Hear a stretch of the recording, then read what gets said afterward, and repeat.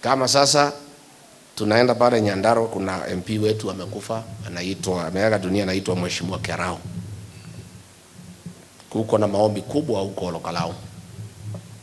Sasa nimesikia watu wa Ruto, mama anaitwa Faith anasema ati vile rais anakuja huko ati Rigiji na watu yake hawatakiwi tukuje. Wewe mama Faith Gitau, Nyandarua ni kwetu. Huyo Ruto alitufukuza kwa ofisi. Hawezi fukuza sisi ofisi na atufukuze nyumbani. Si ndio? So, wewe rais kama unakuja Nyandarua, Olokalao, karibu nyumbani. Na ukuje na heshima. Hapo ni Nyandarua. Kwetu nyumbani. Headquarter ya Mau Mau.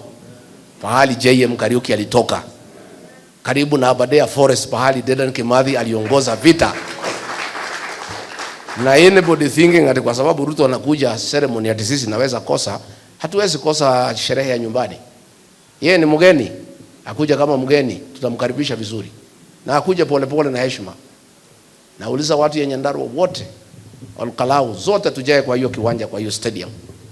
Tukue hapo, nitakuwa hapo asubuhi mapema. In fact, nitafika the previous day ndio nijitayarishe vizuri na watu wetu. You chased us away from government. You cannot chase us from home.